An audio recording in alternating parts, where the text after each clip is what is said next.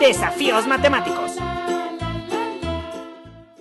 Buen día, este es el resumen de las actividades Aprende en Casa del 30 de junio para cuarto grado. Comenzamos con matemáticas. El tema es misterio con divisiones. Continuarás con el repaso de las divisiones. En esta sesión revisarás algunas divisiones y practicarás sobre ellas. Observa la primera. Se comienza multiplicando 32 por 10 porque multiplicar por 10 se facilita mucho, así que obtienes 320. Luego le restas 320 a 368 y te sobran 48 por 32. Cabe una vez más en 48, por lo que se agrega un 1 y después del 10. Como 1 por 32 son 32, al restarlo a 48 dan 16, por lo tanto el resultado de la división es 11 y sobran 16. Para verificar que una división esté resuelta correctamente, solo debes multiplicar el cociente por el divisor y sumar el residuo. Ahora revisa la siguiente división. Antes de revisarla, verifica si está bien el resultado. Sería 36 por 24 y al final le sumas 12. 24 por 36 es igual a 864 y si le sumas 12 te da 864 más 16 es igual a 876. Como podrás darte cuenta, este procedimiento es incorrecto. Primero se multiplicó 24 por 30. La equivocación fue que 4 por 30 son 12, pero son 120.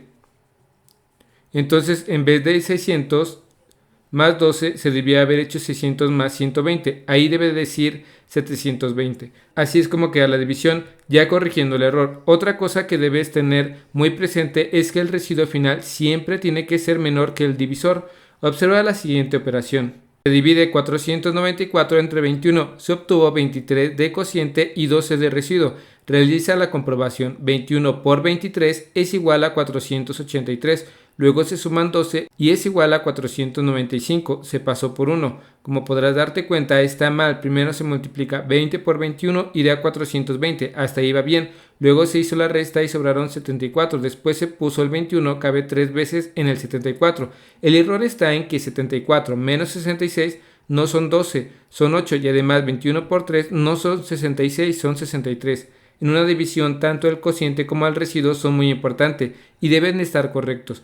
Lo correcto es que 74 menos 63, el residuo correcto es 11. Para que conozcas qué página de tu libro de desafío repasaste el día de hoy, observa la siguiente imagen. Si quieres saber quién tiene su libro, tendrá que resolver el acertijo. Debajo del escritorio hay una pieza de un rompecabezas y un tablero. Coloquen las piezas en su lugar y van a encontrar, solo así encontrarán su libro. Intenta averiguarlo. En las tarjetas tenemos el cociente y el residuo y en la segunda imagen podemos ver algunas divisiones que deben coincidir con las tarjetas. Este desafío que estás repasando se encuentra en la página 143 de tu libro, es el desafío 77. Seguimos con ciencias naturales. El tema es reforcemos lo aprendido. En esta sesión realizarás un repaso que te permitirá reforzar tus conocimientos acerca de la temperatura, el tiempo y la acción de los microorganismos en los alimentos, así como formas de generar calor y sus efectos en los materiales. Para la cocción de los alimentos nos apoyamos de la temperatura y el tiempo que se necesita para su preparación. La cocción se descubrió en la antigüedad y que las personas que vivían entonces, tal vez por descuido o quizá probando, acercaron la carne al fuego y después al probarla descubrieron que su sabor era mejor y que tenía una consistencia más suave. Los alimentos, al ser sometidos al calor, sus propiedades cambian totalmente, lo que es benéfico para las personas, ya que es más fácil digerir la carne cocida que la carne cruda. Se debe decir que el calor en los alimentos los hace más apetitosos y desde el punto de vista de las ciencias naturales, la importancia de la cocción de los alimentos radica en que sus propiedades cambian durante este proceso. Recuerda que tu amigo Raulito te contó que su familia había ido de viaje al estado de Guerrero y de regreso trajeron pozole, pero se les descompuso en el camino y ya no lo pudieron comer. Se habló de las causas por las que los alimentos no aguantaron sin desintegrarse, o sea, sin echarse a perder hasta llegar a la Ciudad de México. Para que un alimento se pueda descomponer deben existir dos componentes claves para la descomposición, que son las enzimas y los microorganismos. Si le agregas que la temperatura aumenta o haga calor, pues los alimentos se descomponen más rápido.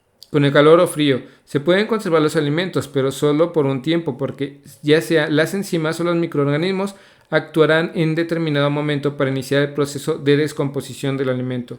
Solo la miel, hasta donde se conoce, es el alimento que aún no se descubre su fecha de caducidad o no requiere refrigeración. La miel es un alimento muy especial.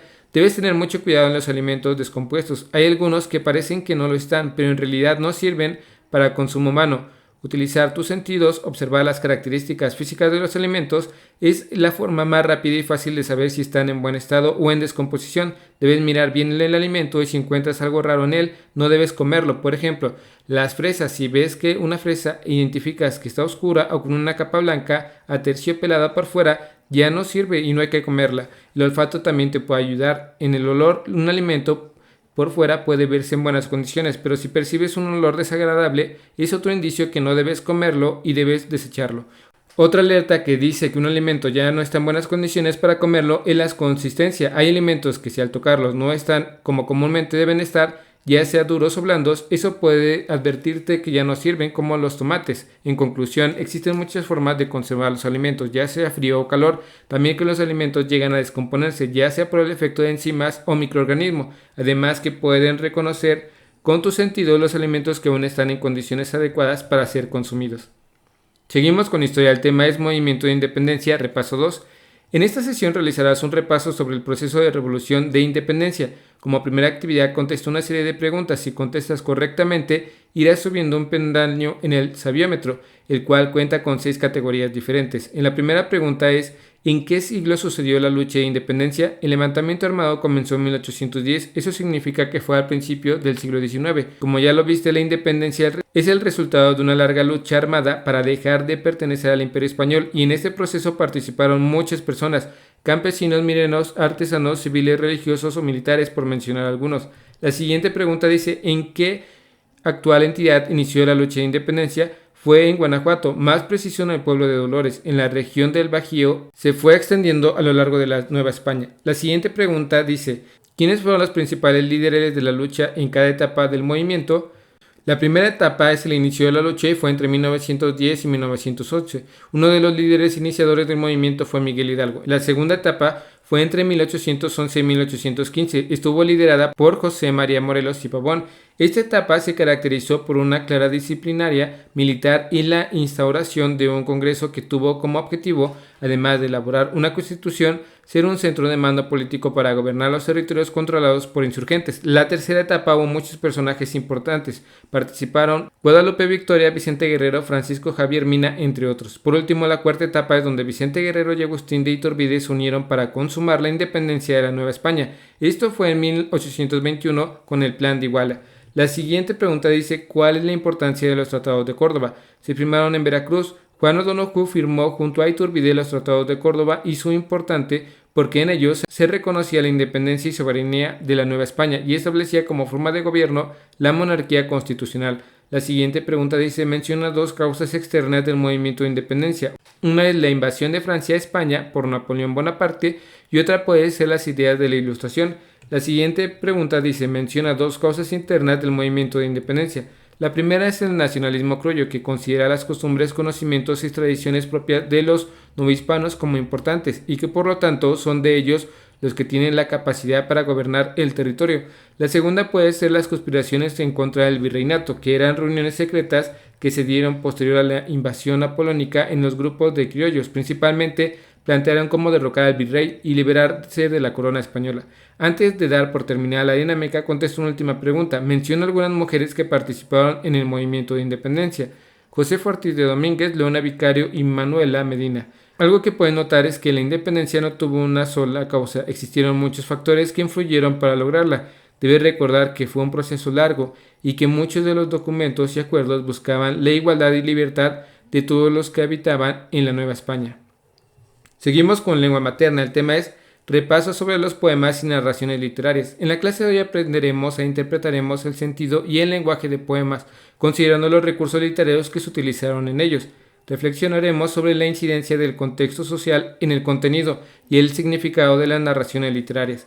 Para activar aprendizajes previos, vas a hacer un ejercicio de columnas sobre los recursos literarios. Debes encontrar su par y unirlo con una línea como corresponde. La metáfora se transfiere en las cualidades de un objeto a otro. En la rima es cuando se repiten los sonidos al final de los versos. La analogía es cuando hay una relación de semejanza entre 2 elementos. Ahora sigue el último recurso. La comparación consiste en relacionar directamente 2 situaciones u objetos. Ahora vas a leer un poema corto del poeta Jaime Sabines de su colección Caprichos. La niña morena y flaca. La niña toca el piano mientras un gato la mira. En la pared hay un cuadro con una flor amarilla. La niña morena y flaca le pega al piano y lo mira, mientras un duende le jala las trenzas y la riza. La niña y el piano sigue en la casa vacía. ¿Qué identificaste en este poema?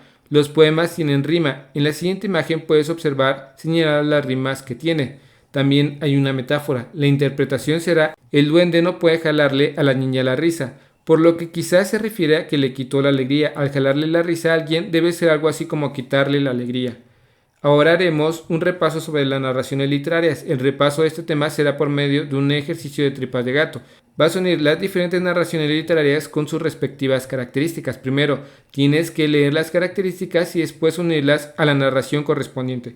Las fábulas son cortas, sus personajes son animales, expresan una moraleja y reflejan la forma de ser de los seres humanos. El cuento puede ser narrado en primera o tercera persona, es breve y con pocos personajes y tiene una introducción, nudo y desenlace. La leyenda es un relato popular transmitido por tradición oral, apegado un poco a la realidad y un poco a la fantasía. En la clase hoy apreciamos e interpretamos el sentido y el lenguaje de poemas considerando los recursos literarios que se utilizan en ellos. Reflexionamos sobre la incidencia de los contextos social en el contenido y el significado de las narraciones literarias. Espero que este video te ayude un poco. Si conoces a alguien que le pueda ayudar este video, comparte, dale like y suscríbete. Saludos.